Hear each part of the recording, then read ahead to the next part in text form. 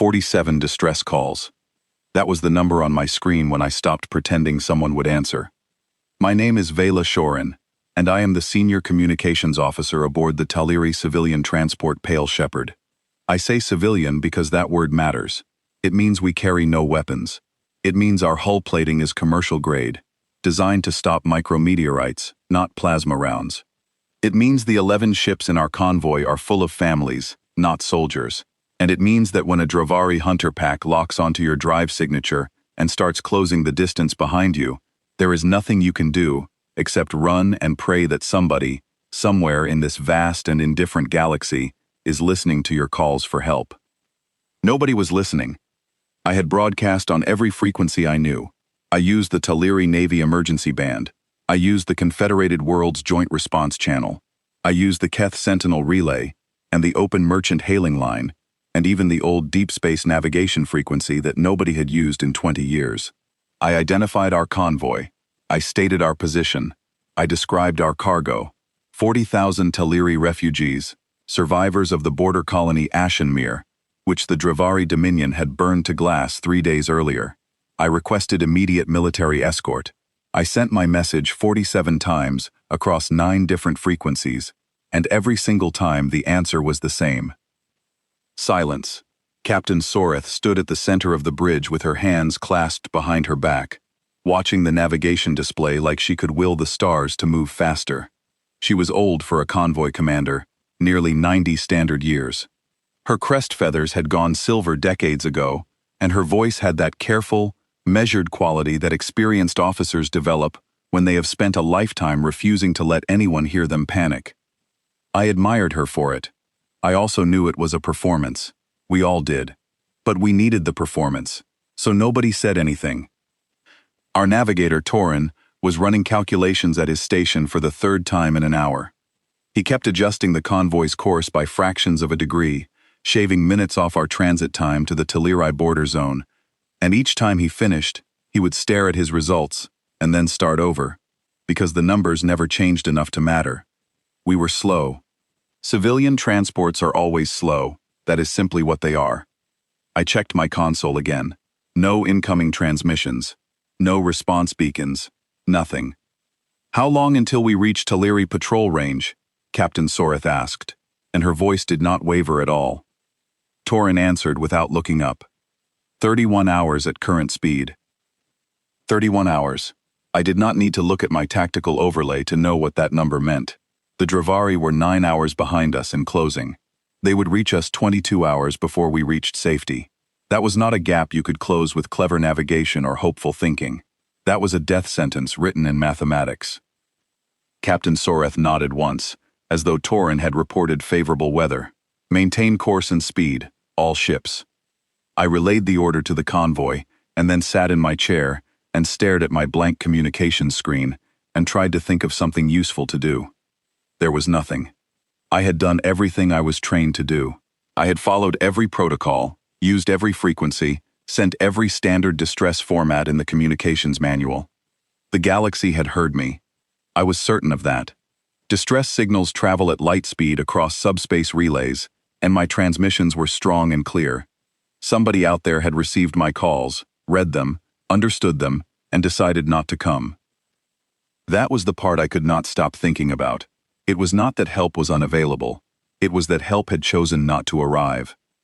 I left the bridge after my shift ended and walked through the lower corridors of the Pale Shepherd toward the passenger holds. The ship was never designed to carry refugees. It was a cargo hauler, built to move industrial supplies between Taliri colonies, and its holds were wide, cold, metal spaces meant for crates and machinery. Now they were full of people. I stood in the doorway of Hold 3 and looked out across a floor covered in emergency thermal blankets, portable air purifiers, and thousands of Taliri civilians sitting, lying, or standing in clusters. Children slept against their parents. Elderly couples shared single blankets. A young mother near the wall was trying to feed an infant who would not stop crying, and next to her, a man with a bandaged arm sat perfectly still and stared at nothing. These were the survivors of Ashenmere. 3 days ago they had homes, schools, markets, a colony that had existed for 140 years.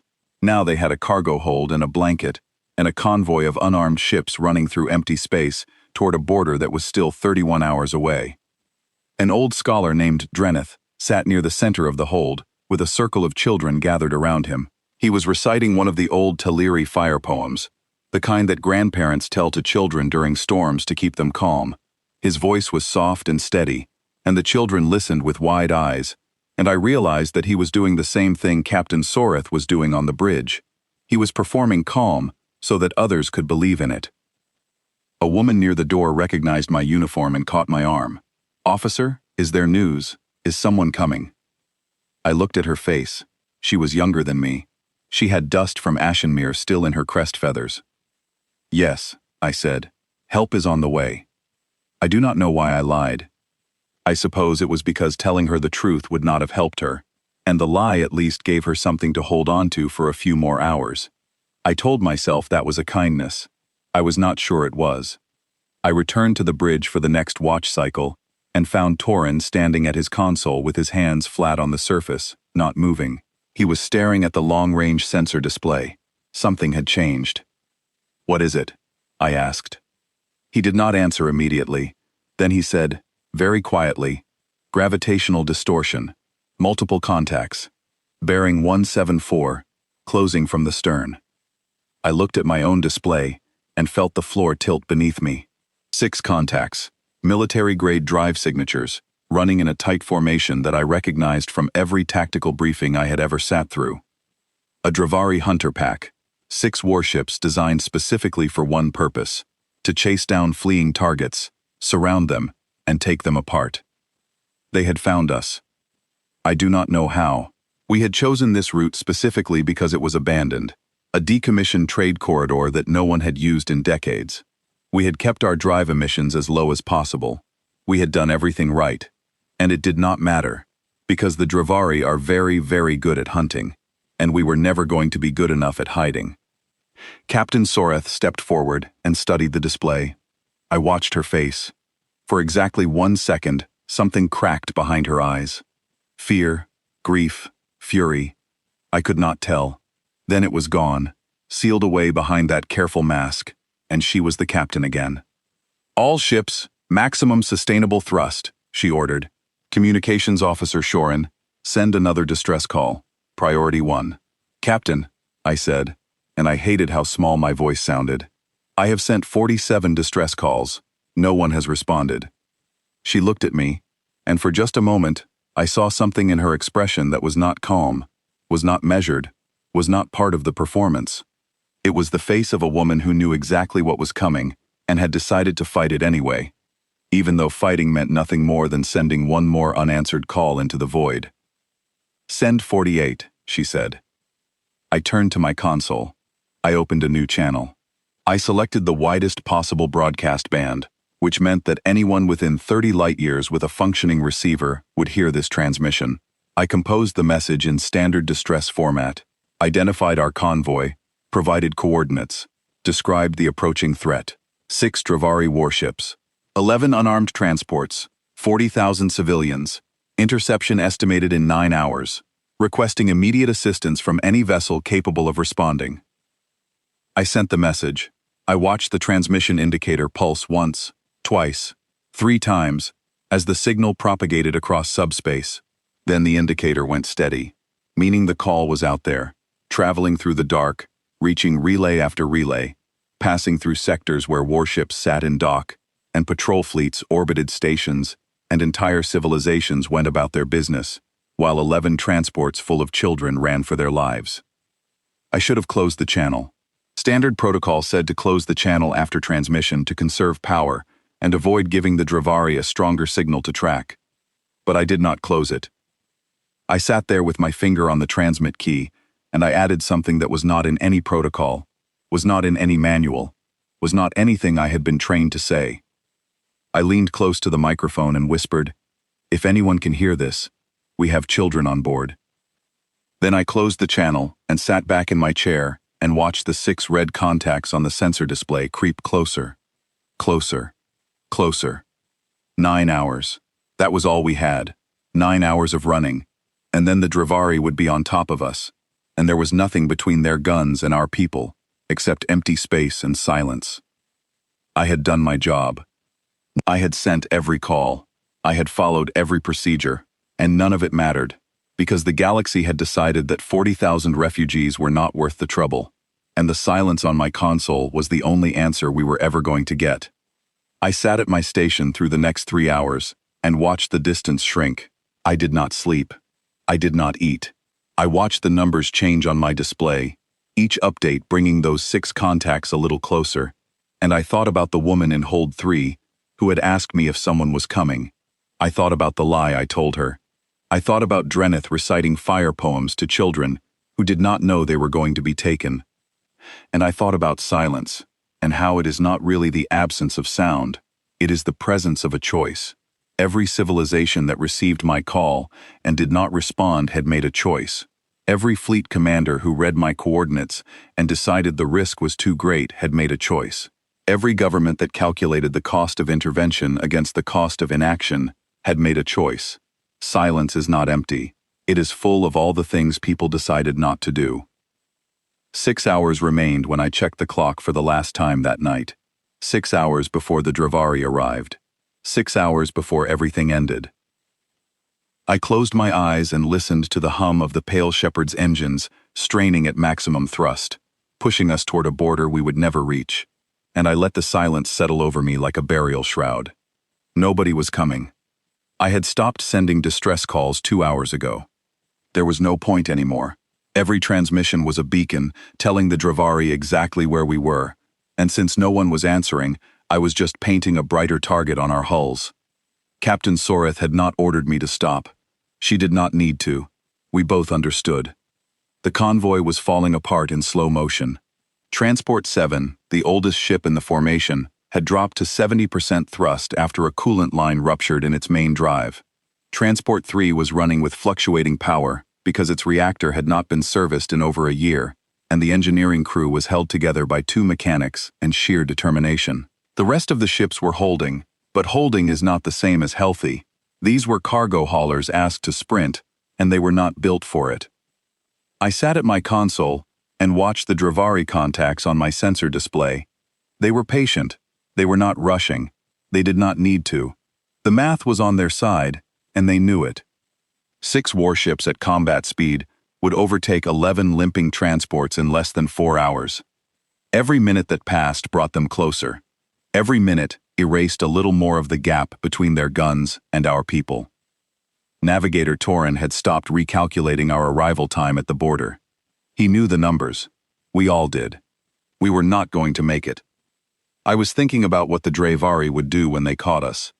I was thinking about the children in the cargo holds and what would happen to them. I was thinking about all of this when my communications console made a sound I did not recognize. It was not an alert tone. It was not a distress ping or a relay echo or any of the standard signals I had been trained to identify. It was a hard, sharp chirp on a frequency I had never seen used before, a frequency that sat outside every band I knew, wedged in a narrow slice of the spectrum that no Taliri, Keth, or Confederated system ever transmitted on. I stared at my console. The signal repeated. Another chirp, then a burst of compressed data, then a voice. The voice ran through my universal translator with a half-second delay, and the words came out clipped and blunt and stripped of every diplomatic nicety I was used to hearing in official communications. No formal greeting, no identification preamble, no request for authorization. Unidentified convoy, this is the UES Howling Dark. We received your distress transmission on open band. State your current situation and threat assessment. We are inbound at maximum burn. I did not move. I did not breathe. I sat in my chair and read the translated text on my screen 3 times because I was certain I had misread it. UES, United Earthship, Human. I knew about humans the way most Taliri knew about humans, which is to say, I knew almost nothing, and most of what I knew was probably wrong. Humans were new, that was the first thing anyone said about them. They had arrived on the galactic stage less than 40 years ago, a young species from a single star system on the outer edge of the Orion Arm, and they had proceeded to confuse everyone. They had not joined the Confederated Worlds. They had not signed mutual defense pacts with the Keth Sentinels, or trade agreements with the Nalaran Merchant League. They had not done any of the things that new species were supposed to do. Instead, they had built a small fleet of warships, not many, and sent them out into the frontier, alone or in pairs, to do things that nobody asked them to do and nobody understood. Human ships showed up in empty sectors and charted dead systems that no one cared about. They intercepted pirate vessels in shipping lanes that were not their responsibility. They answered distress calls from species they had never met, in regions they had no treaty obligation to protect, and they did it without asking permission or requesting payment. Most galactic species considered humans to be a curiosity, reckless, undisciplined, too aggressive for polite civilization, and too sentimental for practical governance. Frontier traders told stories about human ships appearing out of nowhere to escort damaged freighters to port, then disappearing again without filing a single diplomatic report. The stories were interesting, but they were just stories. I had never given them much weight. Humans were a footnote in a galaxy full of older, more established civilizations. Until one of them was talking to me through my console, using a frequency I did not know existed, telling me they were inbound. Captain Soreth had heard the transmission. She was standing behind me, reading the translated text over my shoulder. "Respond," she said, carefully. I opened the channel. My hands were trembling, and I pressed them flat against the console to stop it. UES Howling Dark. This is the Taliri convoy vessel, Pale Shepherd. We are 11 civilian transports carrying 40,000 refugees from the fallen colony Ashenmere. We are unarmed. We have 6 Dravari warships in pursuit. Intercept estimated in approximately 4 hours. We have received no response from any allied fleet, requesting immediate assistance. There was a pause. Then the voice came back, and this time I noticed something about it. It was a woman's voice. It was steady and direct, and carried a kind of blunt clarity that I was not used to hearing in military communications. There was no formality in it, no protocol language, just information delivered like it was being handed across a table. Pale Shepherd, this is Commander Nora Hale, UES Howling Dark. Copy your situation. 11 transports, 40,000 civilians, 6 hostile warships closing from your stern. I need your convoy speed and heading. Torin gave me the figures, and I relayed them. Then I asked the question that was burning through my mind. Commander Hale, what is your fleet strength? How many ships are with you? Another pause, shorter this time. 1 ship, no fleet. I am a single destroyer on extended patrol. I was running a survey in the next sector when your distress call came through. 1 ship. I looked at Captain Soreth. She looked back at me. Neither of us said anything, because what was there to say? 1 ship against 6 warships was not a rescue. It was a gesture, a brave, foolish, meaningless gesture from a species that apparently could not help making them. Soreth leaned forward and spoke into my console directly. Commander Hale, we appreciate your response, but we must be transparent. The Dravari force pursuing us consists of 6 combat vessels in a standard hunter pack formation. A single destroyer cannot realistically engage that force. We do not wish to draw you into a situation that would result in the loss of your ship and crew for no tactical gain. This time the pause was longer. When Hale spoke again, her voice had not changed, but there was something underneath it. Not anger exactly. Something harder. Something I did not have a word for yet. Captain, I understand your concern, and I respect it. But I need you to understand something about how this works. I heard your call. I am the only one who answered. That makes this my problem now. I have 1 ship, and it has guns, and it has engines, and right now it is pointed at the space between your convoy and those Dravari warships. That is going to have to be enough, because there is nothing else coming. Soreth straightened. She did not respond immediately. Then she said, Understood, Commander. We are grateful. Save the gratitude, Hale said. Just keep your transports on course, and do exactly what I tell you when the fighting starts. 36 minutes later, I watched a single contact resolve on our long-range sensors. It came from the far edge of the display, moving at a velocity that made Torin swear under his breath and double-check his instruments. The contact was small, smaller than any of our transports, but it was fast, impossibly fast. running with drive emissions that blazed across the sensor display like a wound in the dark. The UES Howling Dark did not slow down when it reached us. It entered the convoy formation at what I later learned was a speed humans call full military thrust, screaming through the gaps between our transports so fast that the sensor systems barely tracked it. The shockwave of its passage rattled the Pale Shepherd's hull. Then it looped around the convoy in a wide, aggressive arc and slid into position directly behind us, placing itself squarely between the 11 transports and the 6 red contacts on the sensor display. I pulled up everything my instruments could tell me about the ship. It was small, maybe a third the mass of a standard Dravari warship. Its hull was angular and dense, covered in armor plating that looked heavier than anything a ship that size should carry. Its engines were enormous, relative to its frame, taking up nearly a third of the vessel's total mass. It was not elegant, it was not graceful.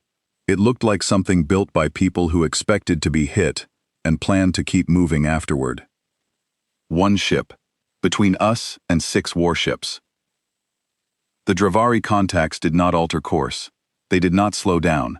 They maintained their intercept trajectory, and their formation did not change, and I knew what that meant. The Dravari had done the same math we had. 1 destroyer against 6 warships was not a fight. It was an obstacle, and the Dravari were very good at removing obstacles. Then Commander Hale opened a broadcast channel, and she did not address the convoy. She addressed the Dravari.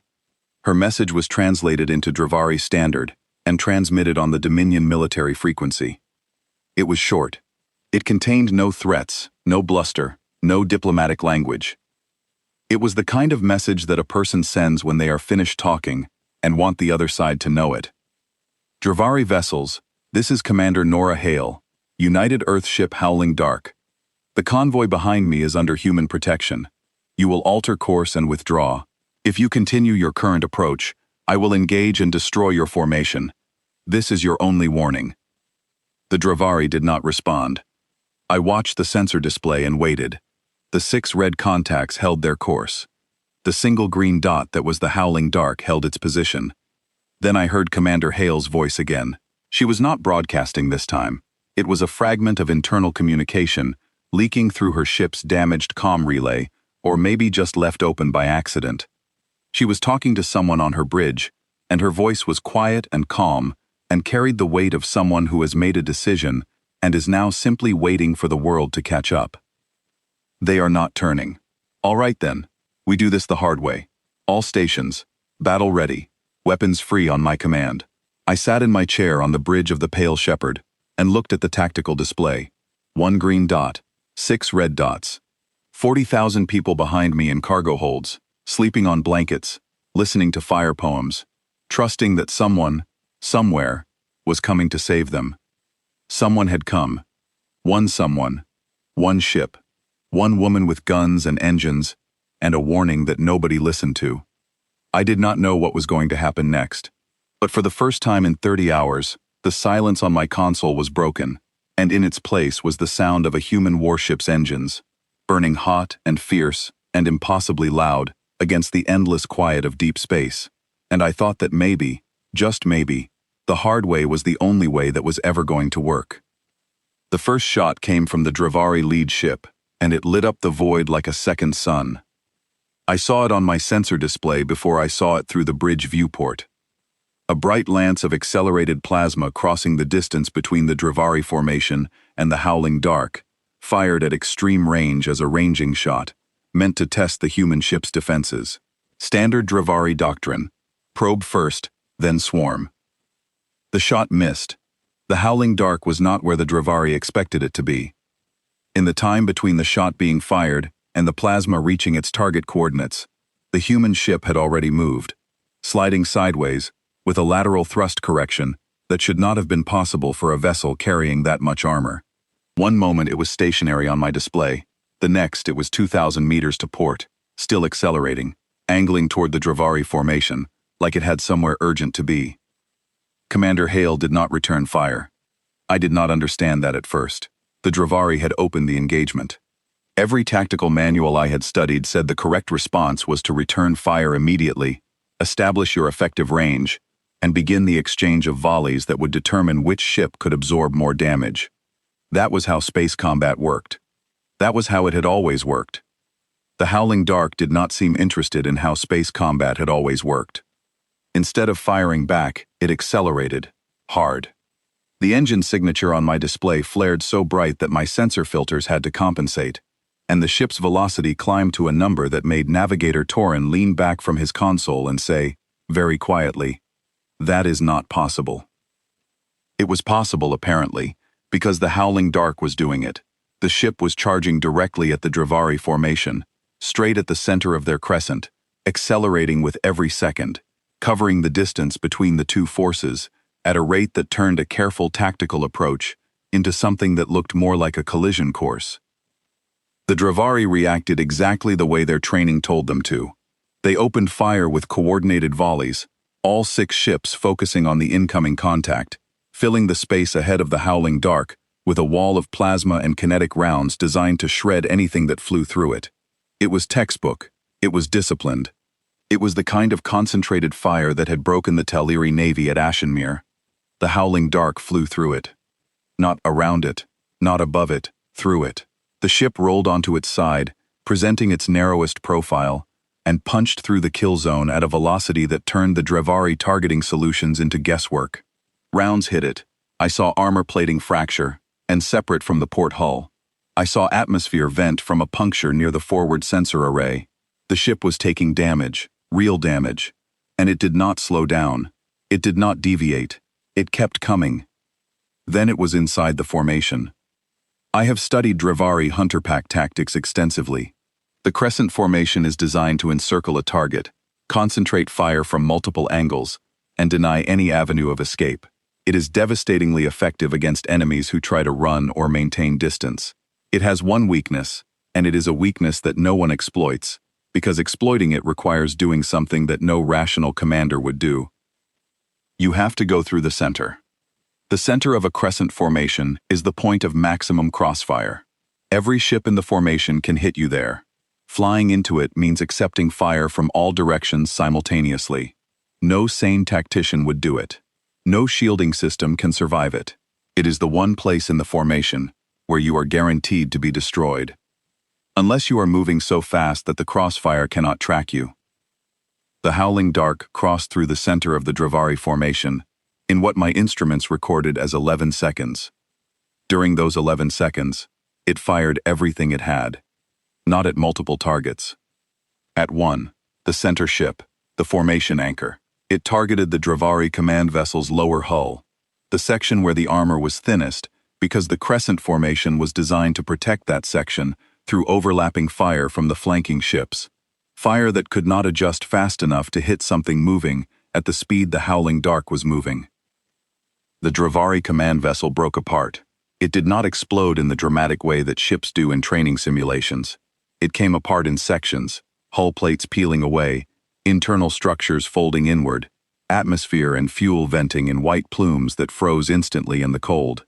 One moment it was there, the next it was debris. 5 warships remained. The Howling Dark did not pause to admire its work. It blew through the far side of the formation, bled off speed in a hard braking turn that stressed its hull so severely I could hear the metal groaning through the vibrations in the subspace comm channel, and swung around for another pass. I was gripping the edge of my console with both hands. My heart was beating so hard I could feel it in my teeth. 11 seconds. One ship destroyed in 11 seconds by a vessel a third its size that had simply refused to obey the rules of how combat was supposed to work. Captain Soreth was standing behind me.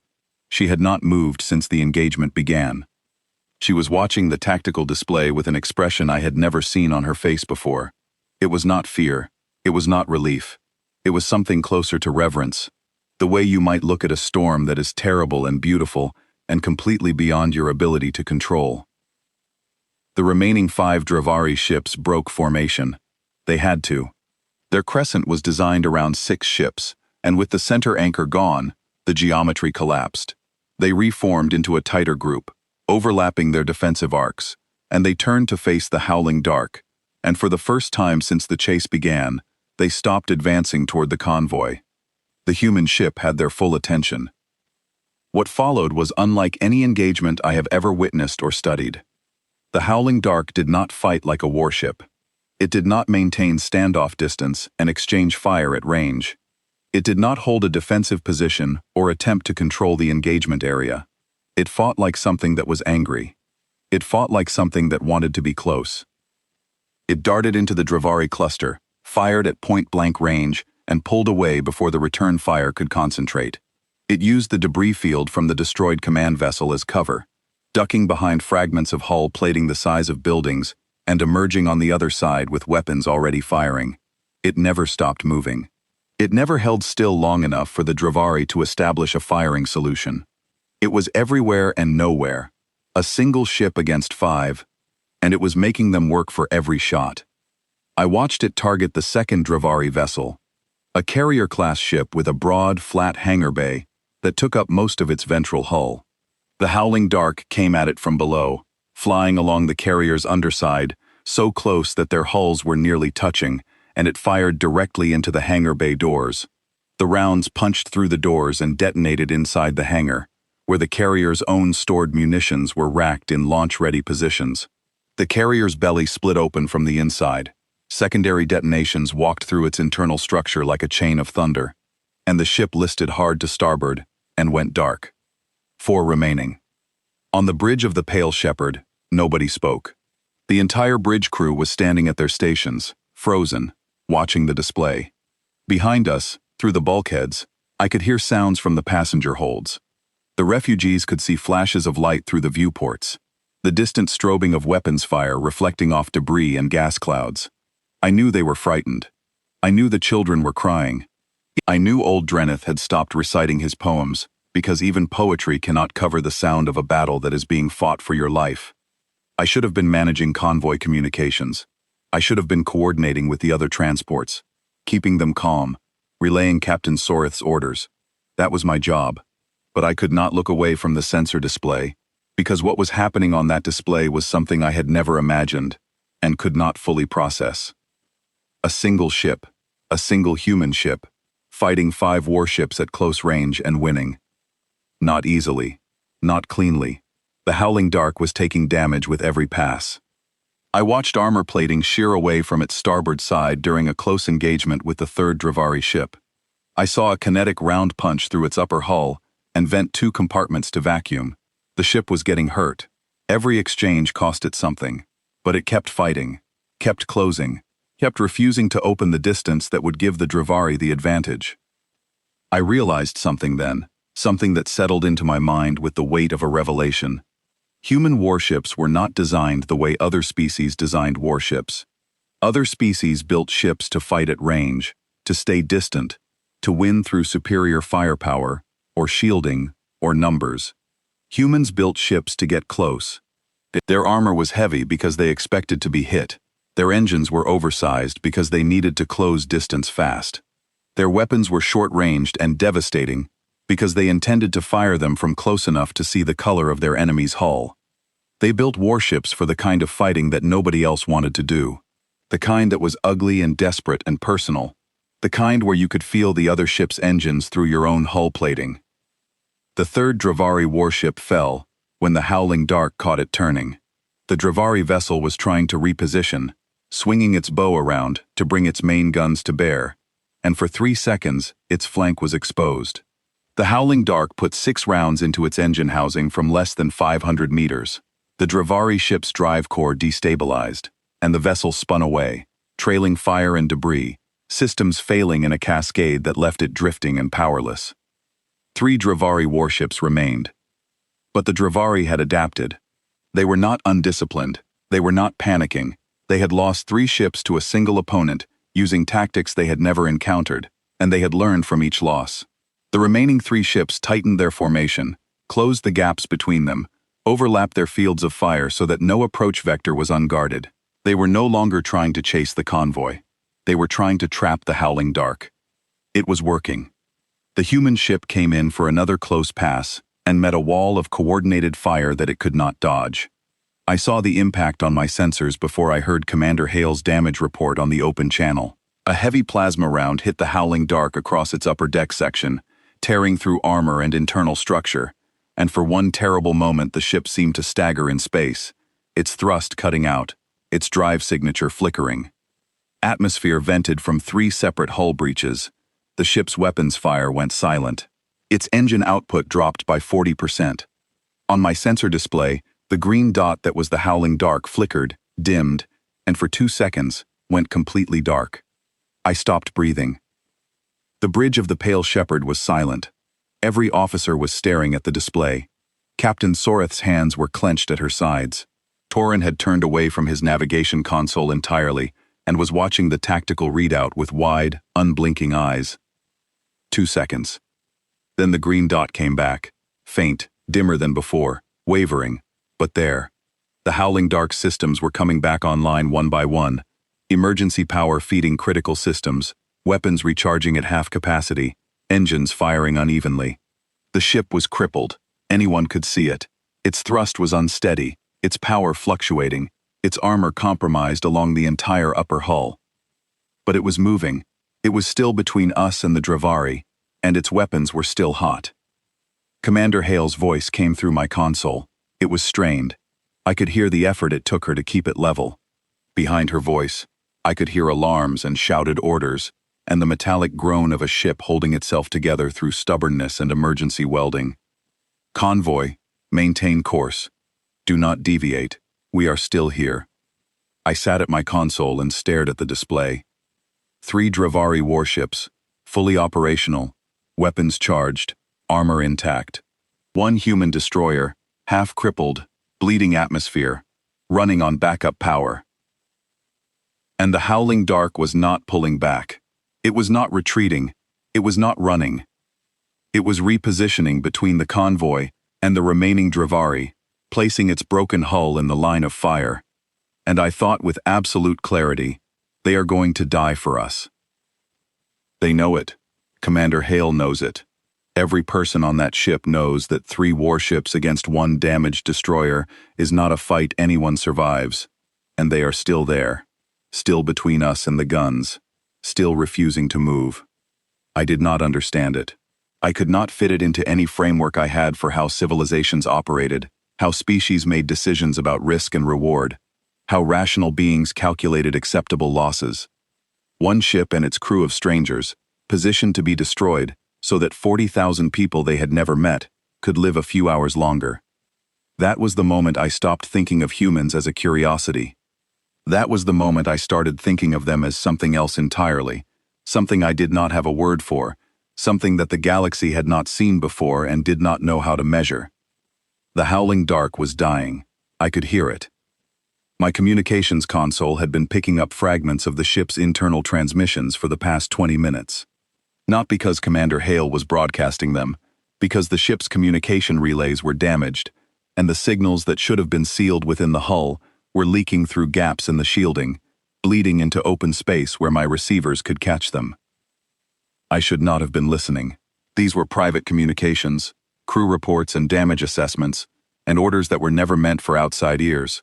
But I could not stop. I could not make myself close the channel, because what I was hearing was the sound of a ship being torn apart from the inside, and the people inside it were still fighting. Deck 4 is gone. Sealed bulkheads at frame 17. Rerouting atmosphere from reserves. Forward gun array is offline. Switching to secondary mounts. We have got 4 guns left, maybe 5 if Price can get number 6 back. Casualty report from engineering. We have lost 9 more. Total functional crew at 51. 51. The Howling dark had started with 86 crew. 35 were gone, and the number was still climbing, and the voices I was hearing were young. They were so young. Officers in their 20s and 30s, calling out system failures, and rerouting power, and sealing compartments, and doing it all with a steadiness that made my chest ache, because they were scared. I could hear the fear underneath the professionalism, the slight tremor in the vowels, the half-second pauses before difficult reports. They were scared, and they kept working anyway. I heard a voice I recognized as Commander Hale's, but quieter than before. Stripped of the command authority she projected on open channels, she was talking to someone on her bridge, giving orders in a tone that was almost conversational, almost gentle, as if she understood that shouting would break something fragile in the people around her. and she could not afford to break anything else today. "Danny, how are we on the port thrusters?" A man's voice, steady but tight. 60% on 1 and 3. Number 2 is gone. I can give you maneuvering, but no hard turns to port. You will have to favor starboard.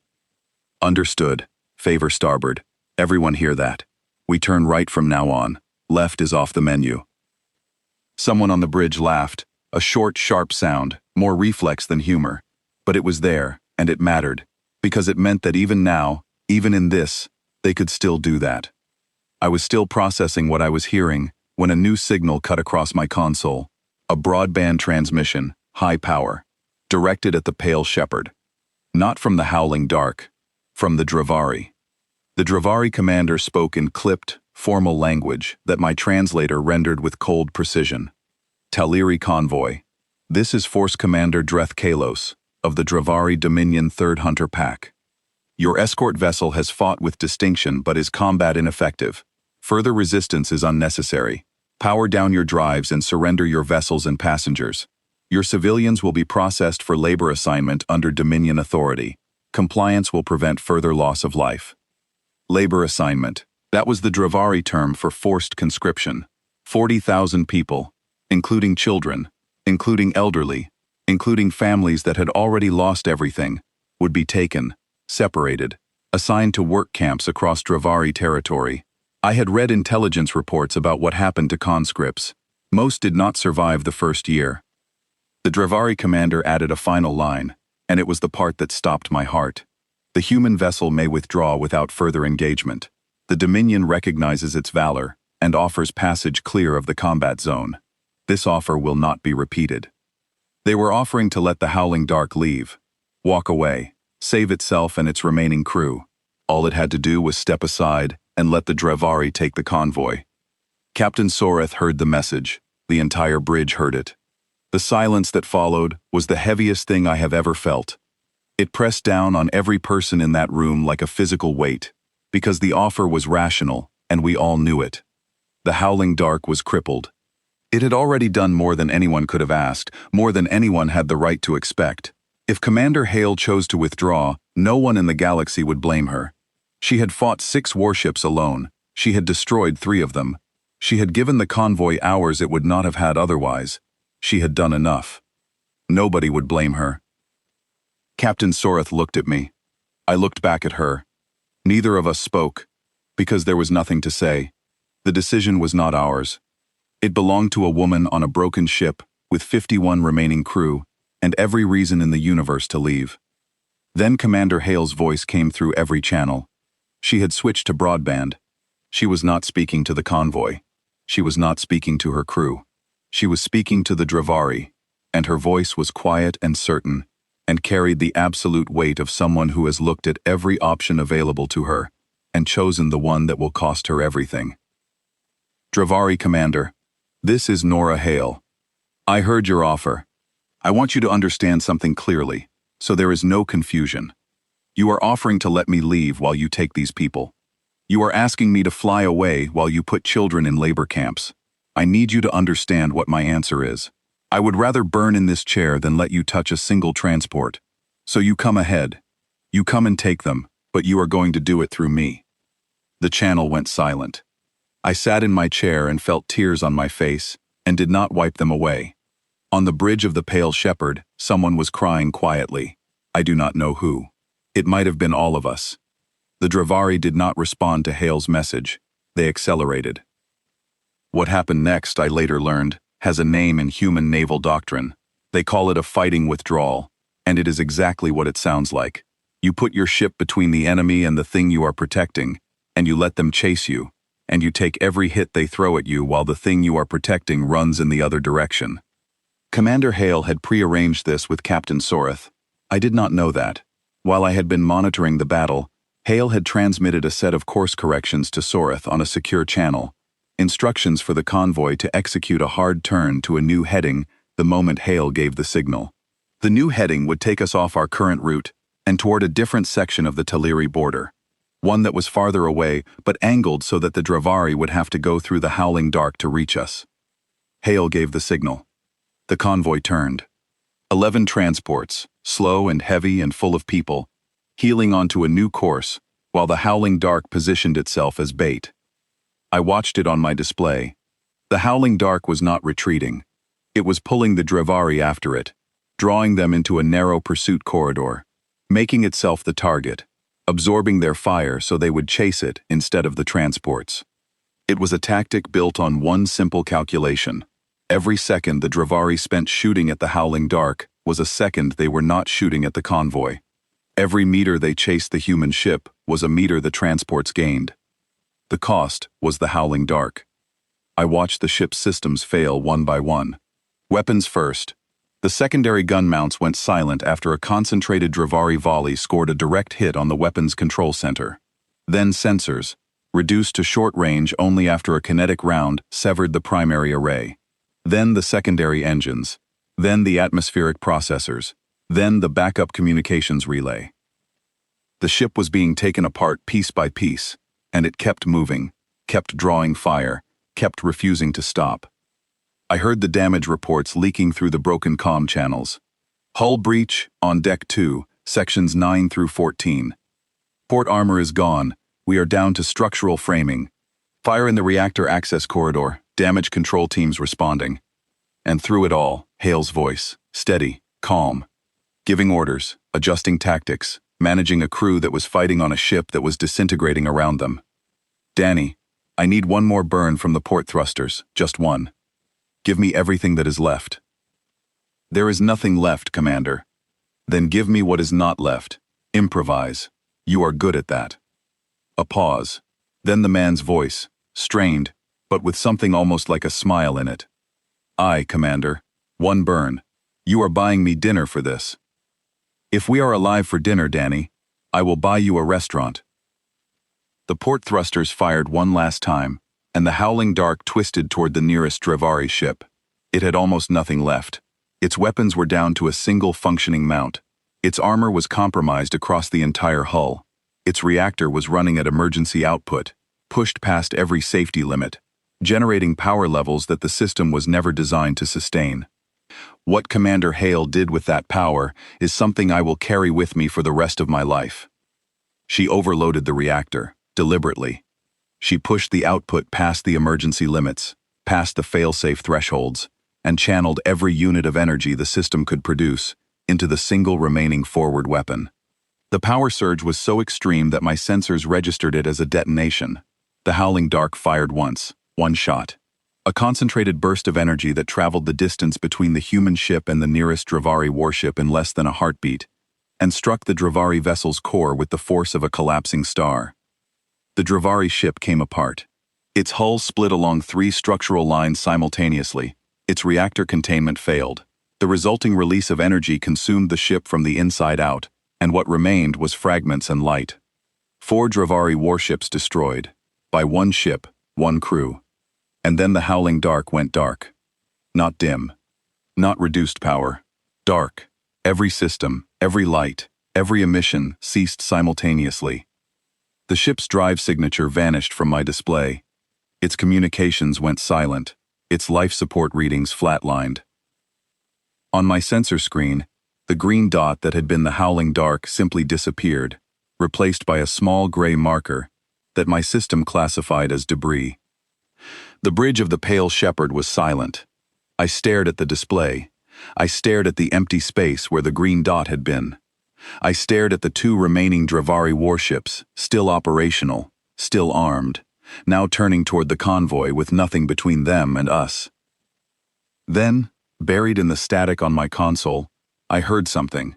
It was faint, so faint that I had to amplify the signal 3 times before I could make it out. An emergency beacon. Automated, running on battery power, transmitting the universal distress code on repeat, and underneath it, barely audible, a voice. Weak and broken, and speaking through what sounded like damaged equipment and failing air. Convoy, keep running, do not stop. Nora Hale, still alive, on a dead ship, with no power, no weapons, no engines, no way to fight, no way to run.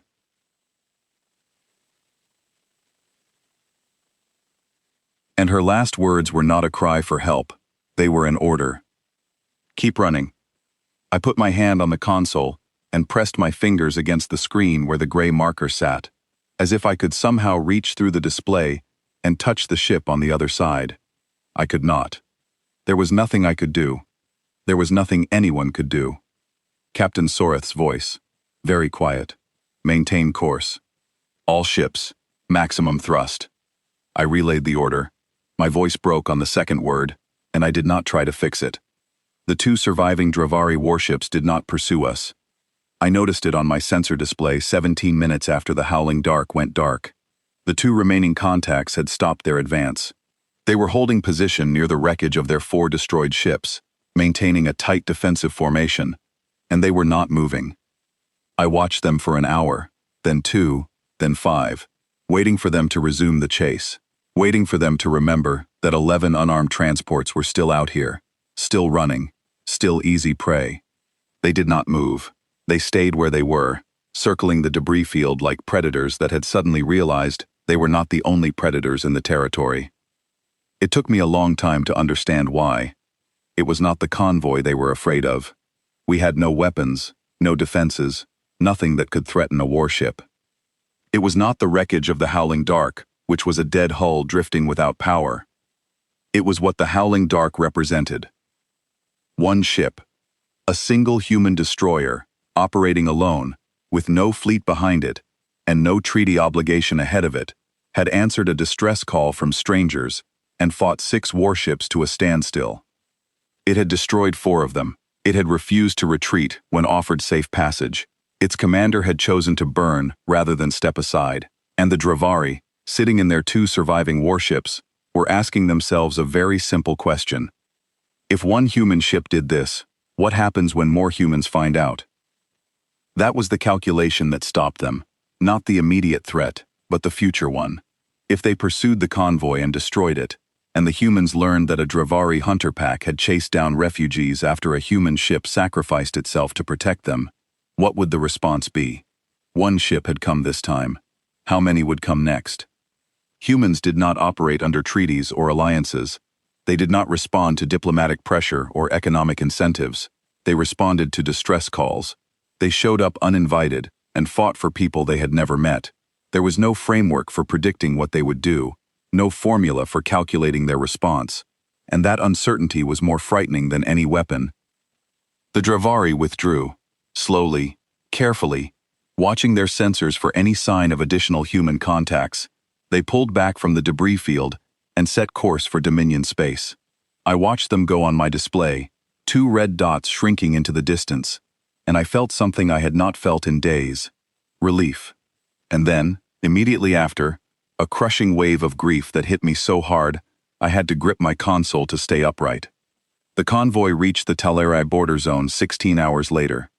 A patrol group met us at the outer marker, 3 Tal'Arai frigates that had been dispatched from the nearest station after receiving reports of Dravari activity in the sector.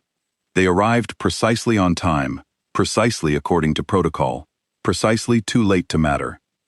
The patrol commander hailed us and requested a status report. Captain Soreth provided one. She described the evacuation from Ashenmere, the pursuit by the Dravari hunter pack, the 48 distress calls that went unanswered. She described the arrival of the UES Howling Dark. She described the battle. She described what Commander Nora Hale had done and what it had cost. When she finished, the patrol commander was silent for a long time. Then he offered escort to the nearest station, and Captain Soreth accepted, and the convoy limped into Tal'Iri space, surrounded by 3 frigates that had not been there when we needed them. I filed my official report the following day. It was thorough. I included sensor logs, communications transcripts, tactical recordings, everything my instruments had captured during the engagement. I documented the 48 distress calls and the 48 silences. I documented the arrival of the Howling Dark, a single human destroyer on extended patrol that had diverted to answer a call meant for someone else. I documented the battle in precise technical detail, every shot, every maneuver, every system failure, every moment of the 18-hour ordeal. Captain Soreth read the report without expression. She signed it. Then she looked at me and said, "Transmit this to every Allied fleet in the sector. Not as a report, as a record of what happened here. I did, but I could not stop thinking about the howling dark. I could not stop hearing Nora Hale's voice on my console, saying she would rather burn than step aside. I could not stop seeing the gray marker on my display where the green dot used to be. I could not stop wondering if anyone on that ship was still alive, drifting in the wreckage, waiting for help that might never come, the way we had waited. I could not let that be how this ended. I went to Captain Soreth and requested permission to petition Taliri Naval Command for a recovery mission to the battle site. She told me the chances were slim, that the Navy had other priorities, that resources were stretched thin after the fall of Ashenmere. I told her I understood. Then I went to Naval Command and petitioned anyway.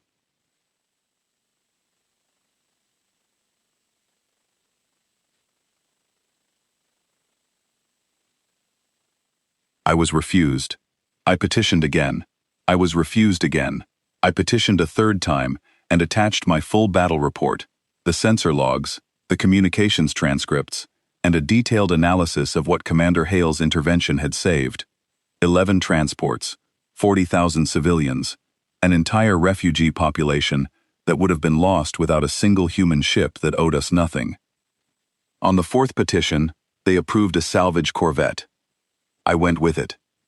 We reached the battle site 9 days after the engagement. I stood on the bridge of the corvette and looked through the viewport at what was left. The debris field stretched across thousands of kilometers of empty space. 4 Dravari wrecks drifted in a loose constellation, their hulls torn open, their structures collapsed, surrounded by clouds of frozen atmosphere and tumbling fragments of armor plating. Among them, scattered across the void, were smaller pieces of debris, components, and panels, and structural elements that could have come from any of the destroyed vessels. And in the center of it all, alone, hanging motionless in the dark, was the howling dark. I barely recognized it. The ship I had seen on my sensors, the dense, angular destroyer that had blazed through the Dravari formation like a fist through paper, was gone. What remained was a wreck. The upper deck was shattered, open to space, the internal structure visible through gaps in the hull, like the ribs of something that had been broken from the inside. The port side was stripped of armor entirely, bare metal exposed to the void. The engines were dark, the weapons were dark, everything was dark. The salvage team suited up and boarded through a breach in the lower hull. I went with them. The interior of the howling dark was a monument to what the crew had endured. Every corridor showed the marks of damage and repair, hull breaches sealed with emergency foam, power conduits rerouted around destroyed sections, fire suppression systems deployed in compartments that still smelled of smoke through my suit filters. The crew had fought to keep this ship alive as hard as they had fought the Dravari. Every patched cable and sealed doorway was evidence of someone working under fire, under pressure, under the knowledge that their ship was failing around them, choosing to fix what they could and keep going. We found them in the corridors and at their stations. Human crew who had not made it to the emergency shelter. Some were at their consoles, hands still on their controls. Some were in the corridors between sections, caught while running to respond to a damage report, or reroute a system or seal a breach. I made myself look at each one. I made myself witness what they had given. I owed them that. I owed them the simple dignity of being seen by someone who understood why they were here. They were here because of us. Because of a distress call from strangers, because somewhere in the chain of decisions that led to this, a human commander had heard our transmission and decided that 40,000 Taliri refugees were worth dying for, and her crew had agreed with her. We reached the emergency shelter deep in the armored core of the ship. It was a reinforced compartment designed to survive the destruction of the rest of the vessel, a last refuge for survivors when everything else failed. The door was sealed from the inside. The salvage team cut through it with plasma torches, and when the door opened, warm air rushed out, the first warmth I had felt since boarding the wreck. 23 people were inside. They were injured, all of them, some severely. They had been surviving on emergency air recyclers and chemical heating packs, and the last reserves of the shelter's backup systems for 9 days. They were dehydrated, hypothermic despite the heating packs, and several were unconscious. Commander Nora Hale was among them. She was sitting against the far wall of the shelter with her right arm in a makeshift sling and bandages around her head that someone had changed several times, using strips torn from uniform jackets. Her left hand was wrapped in field dressings, and I could see that she was missing 2 fingers. She was conscious, but barely. Her eyes were open and unfocused, and she was breathing in slow, shallow cycles that told me her body was running on its last reserves. The salvage team's medic reached her first. He knelt beside her and began assessing her condition, and she turned her head toward him and said something that I could not hear from where I was standing. The medic leaned closer, listened, then looked back at me. "She is asking about the convoy," he said. "She wants to know if the transports made it." I walked over and knelt beside her. Her eyes found my face, and I do not think she knew who I was. I do not think she recognized my species, or my uniform, or anything about me, except that I was not a member of her crew. But she was looking at me, and she was waiting, and the question on her face was the only thing keeping her conscious. "The convoy made it," I said. "All 11 transports. 40,000 people. They are safe." She closed her eyes. She did not say anything else. She did not need to. Her face changed in a way that I cannot describe in words. A release of tension so profound, it was like watching a structural beam finally give way after holding up a collapsing roof. She had been carrying that question for 9 days, on a dead ship, in the dark, not knowing if everything she had done had mattered. And now she knew. She was unconscious within seconds. The medics took over, and I stepped back and stood in the doorway of the emergency shelter and looked at the 23 survivors of the UES Howling Dark and tried to understand what I was feeling. I visited Commander Hale 6 weeks later. She was in a Taliri medical facility on Station Karanoth, recovering from her injuries in a private room that the Taliri government had provided free of charge. It was the first formal diplomatic courtesy extended to a human by the Taliri people, and it had been arranged personally by Captain Soreth, who had called in favors she had been saving for 40 years. Hale looked different out of her uniform. Smaller. The scars from the battle were still visible on her face and hands, and she moved carefully, as if her body was something she was still learning to trust again. But her eyes were clear, and when she saw me, she smiled. A small, tired smile, but real. "You are the communications officer," she said, "from the convoy." "Vela Shorin," I said. "Yes. I remember your voice, on the channel. You were the calm one." I almost laughed, because I had not been calm for a single moment of the entire ordeal, but I understood what she meant. My voice had been steady, because that was my training, the same way her voice had been steady, because that was hers. We had both been performing, and we had both known the other was performing, and there was a strange intimacy in that shared knowledge. I sat down beside her bed and told her what had happened after the battle. I told her about the Dravari retreat, about the convoy reaching the border, about the patrol that arrived too late. I told her about my report and how Captain Soreth had ordered it transmitted to every Allied fleet in the sector. I told her about the salvage mission and how I had petitioned 4 times before they approved it. She listened to all of it without interrupting. When I finished, she was quiet for a moment. Then she said, "You came back for us." Of course I did. That was not a given. A lot of people would have kept going and called it done. "You did not keep going," I said. "You could have. The Dravari offered you safe passage. You could have withdrawn, and no one would have questioned it. You had already done more than anyone had the right to ask." She looked at me, and there was something in her expression that I had seen before, on the bridge of her dying ship, in the tone of her voice when she told the Dravari to come and take the convoy through her. It was not heroism. It was not bravery, not the way the Taliri define bravery, as a calculated decision to accept risk for strategic gain. It was something simpler and more stubborn than that. "You want to know why?" she said. It was not a question. "Yes," I said. "I have been carrying that question since the battle. You had no obligation to us. No treaty, no alliance, no orders. You were a single ship on patrol, and you threw yourself against 6 warships for people you had never met. I need to understand why." She was quiet for a long time.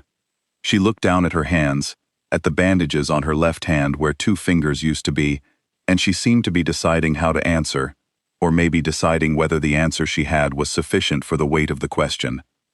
Then she looked up at me and said, "Your last distress call. The one you sent right before we made contact. There was something at the end.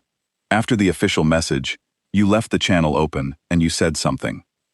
My breath caught. I remembered. The 48th call. The whispered words that were not protocol, were not procedure, were just me, alone at my console, talking to a void that I thought was empty.